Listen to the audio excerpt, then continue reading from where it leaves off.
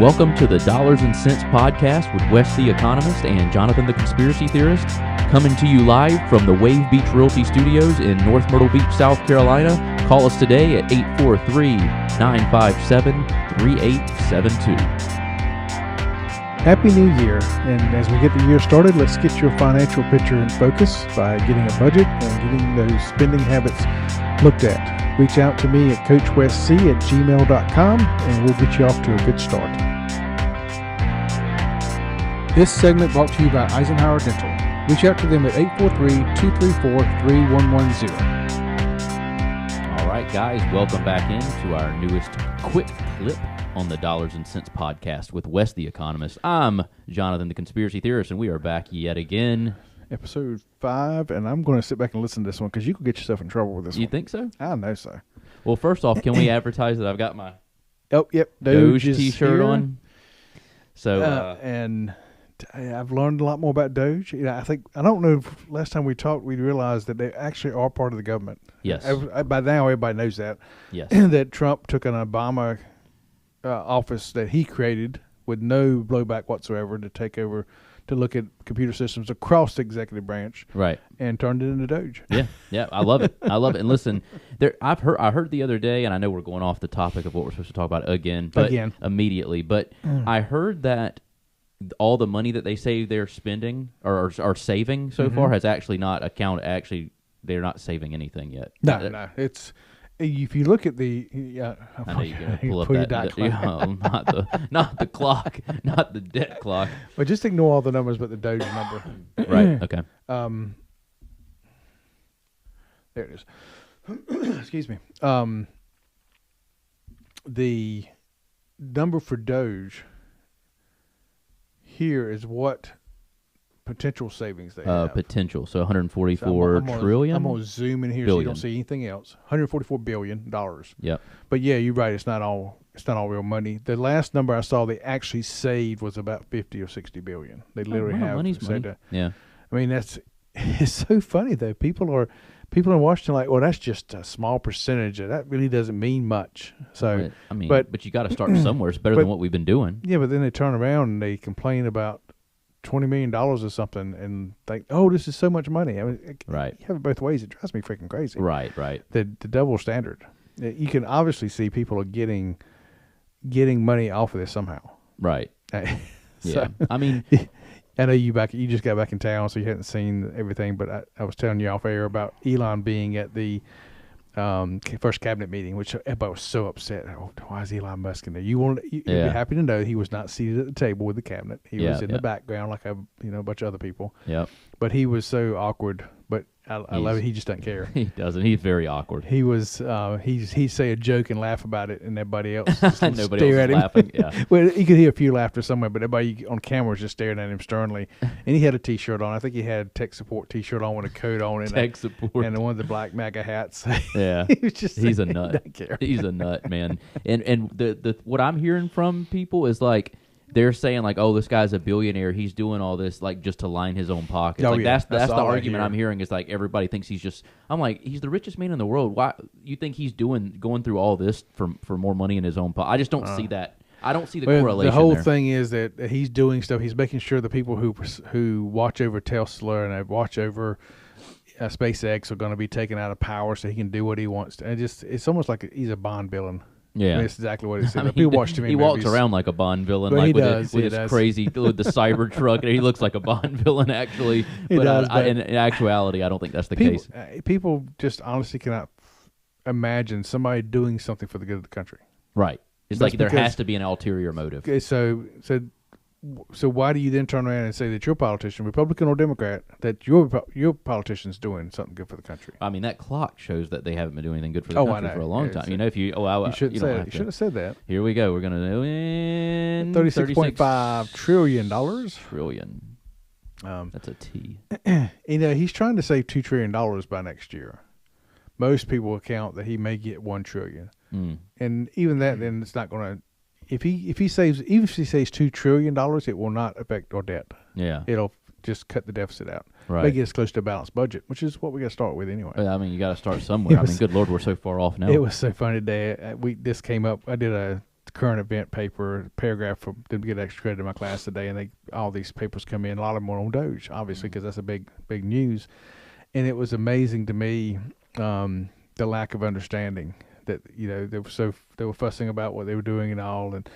But then when I put up the clock and I said, well, what can we get? What do we have to save? Because the headlines right now are saying they're cutting Medicare, Medicaid, and Social Security. Yeah. Well, they hadn't touched them. Right. They're looking at people who are maybe getting money they shouldn't be getting it. Like wasn't there like 100 million or a million people or a few million people that were like 150 years old or 100? Yeah. That they there's say. some up to 300. Yeah. There was like one that was over 200, 250. Yeah. There's millions that are 150. And I did have a computer guy tell me, and I have confirmed this later, that the Cobalt software or the coding that was used for the system years and years ago has a default date of 1875 built in, which is 150 years old. So if somebody's got a default date in, it's going to register 150 years. I understood that, but then because he told me that it was one of my students. He said, see, they just don't know what they're talking about, blah blah. And okay, that's valid. But then the next day they came out with this many 130, this many 140, 150, 170, 190, 200. Yeah. So I went back and said, what about these? He's like, I'm not sure. And I really think it's either data entry error, so that's probably something that's going on, or we actually are having people defraud the government, which we know we are. Right, of course. And I also know all these people are not getting payments. I haven't seen confirmation of how many actually are getting a check. Right. At that point, then we got to figure out, okay, why are they getting it and who's getting it? Right. But I was asking them what we should cut. Well, don't touch these. I said, okay, well, add these two up. Medicare, Medicaid. Medicare, Medicaid is 1.6 trillion, almost 1.7 trillion. Yep. Social Security, 1.5 trillion. Yep. They were ready to cut defense. I had one student who wanted to do away with all defense. Oh no. And I said add 1,000 interest to that. We got to pay that. How much you got? $5 trillion. So over $4 trillion. I said, okay, that leaves you less than $1 trillion for everything else in the government. Yeah. And they were like, so, somebody said something about school lunches. I like, well, no, that's gone. You cut that out because, yep. So it's just no understanding of these big numbers. Yeah, it's just where do you cut it? Where do you cut it? It's finding the fraud is the best place to cut. I mean, like the USAID mess, and good Lord. A lower court, while you were gone, the lower court came back and said, no, you have to keep paying it. Which to me, how is the judicial branch telling the executive branch what to do? Right. But they were trying to. But today, this morning, I think it was Roberts set out an opinion setting that aside, saying no, Trump could actually stop the payments for now to figure out what's going on. Yeah. So, your 7 days hopefully were blissful because you missed a lot, and so many things happened. Kash Patel got put confirmed. So that was exciting. There's our last one we were looking for. Yep. And then the big news, not bigger than that, obviously, but just out of the blue, Sunday, Dan Bongino was given the deputy director. Yeah, and I didn't even know that. I didn't even see that, but that's cool. I like that. So, I like him. So that's awesome. Kash Patel and Dan Bongino. Man, people are upset in Washington. I bet they are. But it's also, while we're recording this, the Epstein list was supposed to be released, and there's a lot of people upset that it's not really what it's supposed to be. Yeah, and they keep talking about it. So I want, if you guys are going to release it and you said you're going to do it, I want to see it. I want to see what you have, and let's stop delaying it and keep saying we're going to do it. I'm ready to see them. Yeah, I agree with you. The last thing I saw before we went on recording was that the South... what's it called? The Southern Division in New York is holding it all up. So, and actually it was Glenn Becker we were listening to. You heard some of this. He's calling it a civil war when you got a department who's blatantly defying the orders of their superiors. Yeah. So we'll see where that goes. I know. I just hope they get released. I mean, there's a lot more people that did a lot of bad things with the Epstein stuff that aren't being held accountable, and I think I just can't believe that they've just kind of let it go under the rug. Which I know why, because half of them are in politics or celebrities or same things. The P. Diddy files should be released too. Yeah. Oh yeah. So you missed a lot. But at the same time, you didn't miss a lot because it's all the same stuff going over here. Right. Yeah, I missed a lot of news, but not a lot of traction. We're still trying to get. Yeah, we're still trying to get traction here, which I hope happens. And we've tried 2 quick clips for a particular topic, and we still haven't got to it. I know, and maybe it's a blessing in disguise. Maybe I don't need to get to that. Maybe quick that topic. All right. Well, we'll catch you next time. We'll wrap this one up. We'll see you guys next time. Eisenhower Dental, located at 107 Waccamaw Medical Park Drive in Conway, a place where you can find all your dental services, including general dentistry, cosmetic, restorative, and pediatric dentistry.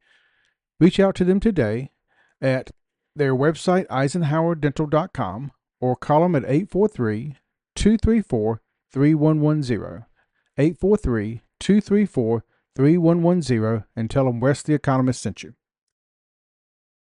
When life gets unpredictable, turn to a partner you can trust. At Bobby Clary State Farm, we've got you covered. Whether it's home, auto, or life insurance, we're dedicated to providing personalized coverage that fits your needs. With our friendly and knowledgeable team, navigating your insurance options have never been easier. Visit bobbyclary.com or call 843-438-6000. Bobby Clary State Farm, here to help life go right. Are you looking to buy a home in North or South Carolina? You need to reach out to Wave Beach Realty today. We are a family-owned company with over 10 years of experience in North and South Carolina and operate along the Grand Strand. Give us a call today at 843-957-3872. That's 843-957-3872.